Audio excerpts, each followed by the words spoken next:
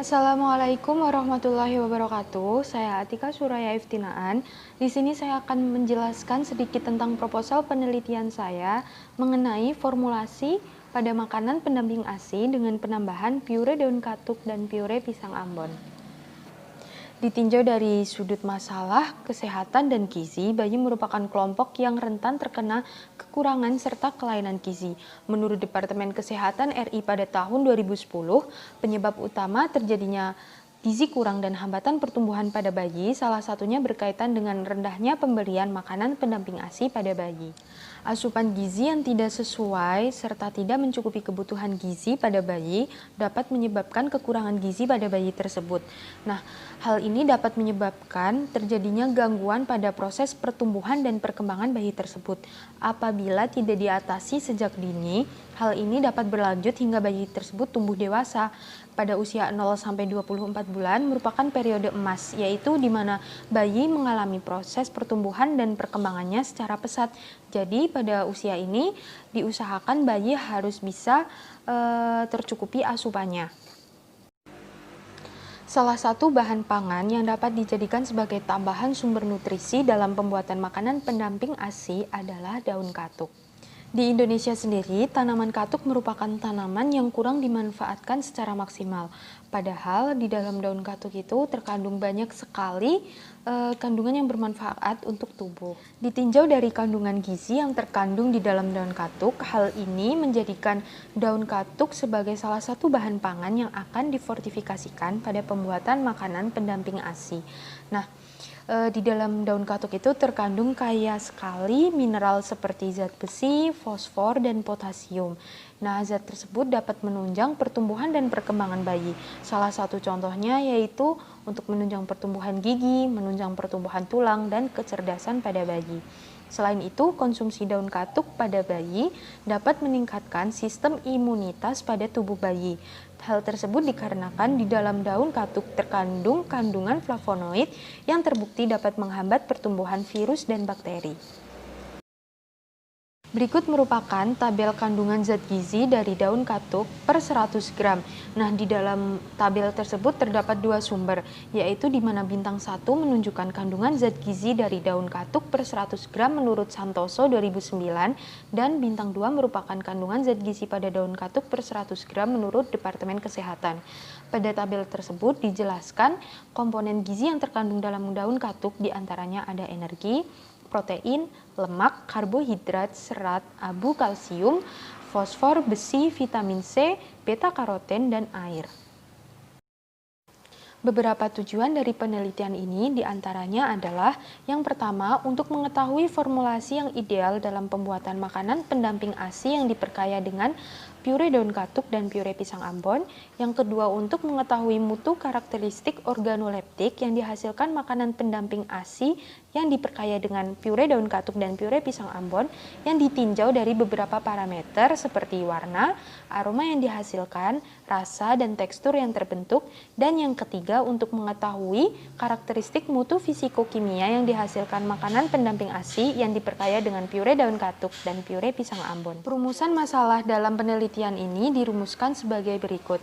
Yang pertama, bagaimana formulasi yang ideal dalam pembuatan makanan pendamping ASI yang diperkaya dengan pure daun katuk dan pure pisang ambon. Yang kedua, bagaimana karakteristik organoleptik yang dihasilkan dari makanan pendamping ASI yang diperkaya dengan pure daun katuk dan pure pisang ambon. Dan yang ketiga, bagaimana karakteristik mutu fisikokimia yang dihasilkan dari makanan pendamping ASI yang diperkaya dengan pure daun katuk dan pure pisang ambon. Batasan masalah dalam topik penelitian ini dirumuskan sebagai berikut. Yang pertama, daun katuk yang digunakan dalam proses penelitian merupakan daun katuk yang berasal dari daerah Wonosobo. Yang kedua, pisang ambon yang digunakan dalam proses penelitian merupakan pisang ambon yang berasal dari daerah Wonosobo. Yang ketiga, persentase pure daun katuk yang digunakan dalam proses penelitian yaitu sebesar 3,89%, 5,19%, dan 6,49%. Yang keempat, persentase pure pisang ambon yang digunakan dalam proses penelitian yaitu sebesar 5,19%, 7,79%, dan 10,38%. Yang kelima, Percobaan dilakukan dengan menggunakan 9 kombinasi perlakuan dan masing-masing dari perlakuan dilakukan 3 kali pengulangan. Yang keenam, uji fisikokimia yang dilakukan adalah pengujian kadar protein, kadar lemak, kadar kalori, dan kadar vitamin C. Lalu yang ketujuh, uji organoleptik yang dilakukan adalah pengujian warna, tekstur, aroma yang dihasilkan, dan rasa yang terbentuk dari pisang Ambon. Manfaat dari penelitian ini diantaranya adalah yaitu untuk pembaca diharapkan dapat meningkatkan wawasan dan ilmu pengetahuan untuk meningkatkan kesadaran dalam memberikan makanan pendamping ASI untuk bayi pada usia yang tepat. Untuk para akademisi, diharapkan topik penelitian ini dapat dijadikan sebagai wawasan terkait dengan pangan fungsional, sehingga dapat lebih memaksimalkan dalam pemanfaatan dan pengembangan bahan baku dari sumber daya yang ada. Lalu, topik penelitian ini dapat dijadikan juga sebagai literatur bagi para akademisi yang hendak meneliti topik penelitian ini lebih jauh. Untuk masyarakat, diharapkan topik penelitian ini menghasilkan formulasi MPASI yang optimum dengan bahan baku yang ada di sekitar kita, sehingga dapat membantu menekan angka kasus gizi buruk pada bayi di Indonesia. Penelitian relevan yang terkait dengan topik penelitian pembuatan makanan pendamping ASI yang diperkaya dengan pure daun katuk dan pure pisang Ambon adalah penelitian pembuatan makanan pendamping ASI yang diperkaya dengan pure daun kelor yang dilakukan oleh Puriana Ratma Asih, Kapti Rahayu Kuswanto, dan Yani Asri Widanti yang berjudul Penambahan Pure Daun Kelor dan Pure Pisang Ambon untuk Formula MPASI. Nah, pada penelitian ini akan dibuat makanan pendamping ASI berupa bubur bayi yang diperkaya dengan pure daun katuk dan pure pisang Ambon. Penelitian ini bertujuan untuk menghasilkan produk makanan pendamping ASI yang disukai oleh para panelis. Panelis yang digunakan dalam penelitian ini yaitu para ibu yang memiliki anak dengan rentang usia 6-12 bulan. Nah, selain itu penelitian ini bertujuan untuk mengetahui komposisi makronutrien dari daun katuk. Penelitian ini menggunakan metode rancangan acak lengkap dengan perlakuan perbandingan antara pure daun katuk yaitu sebesar 3,89%, 5,19%, dan 6,49%, dan pure pisang Ambon sebesar 5,19%, 7,79%, dan 10,38%. Jumlah perlakuan dalam penelitian ini yaitu sebanyak 9 kombinasi perlakuan dan masing-masing perlakuan dilakukan 3 kali pengulangan. Berikutnya kita memasuki pada bagian metodologi penelitian. Nah, dalam proses penelitian ini terbagi menjadi 4 tahapan. Tahap yang pertama adalah tahap pengambilan sampel. Tahap yang kedua adalah tahap preparasi sampel. Tahap yang ketiga adalah tahap formulasi dan pembuatan makanan pendamping ASI. Dan yang terakhir adalah tahap analisis sampel. Pada tahap proses pengambilan sampel yang digunakan dalam proses penelitian adalah sampel daun katuk dan sampel pisang Ambon. Nah, kedua sampel ini diperoleh di pasar tradisional di daerah Laksono Wonosobo yang didapatkan langsung dari petani yang menjual hasil panennya. Berikutnya kita memasuki dalam tahapan preparasi sampel.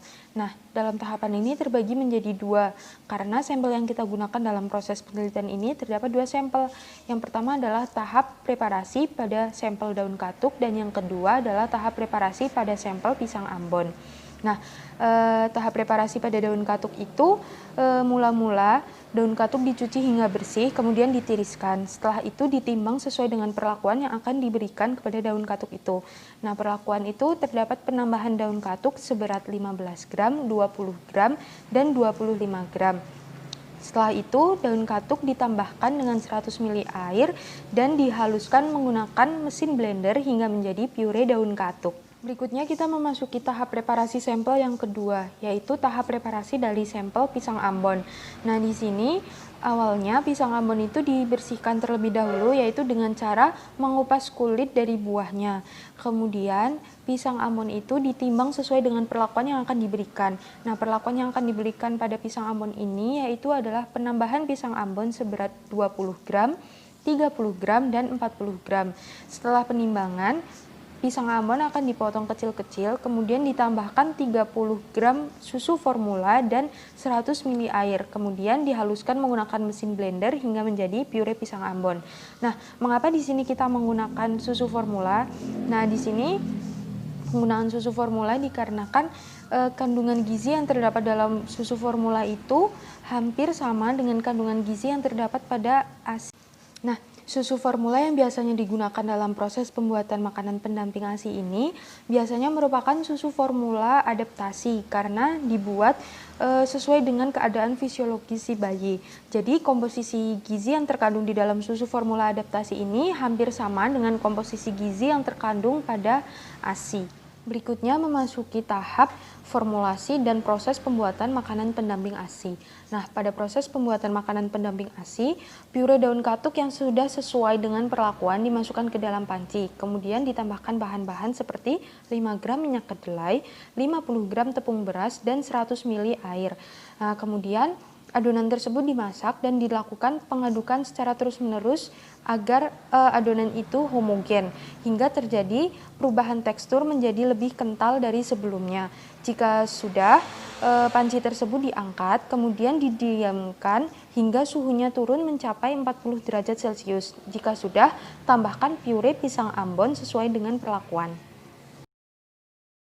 Berikut merupakan tabel formulasi makanan pendamping ASI. Nah, di dalam tabel tersebut dijelaskan apa saja bahan yang akan digunakan untuk membuat makanan pendamping ASI. Selain itu dicantumkan juga berapa jumlah bahan yang akan digunakan dalam pembuatan makanan pendamping ASI. Sumber dari tabel formulasi makanan pendamping ASI ini adalah penelitian dari Wuryana Ratma ASI pada tahun 2018.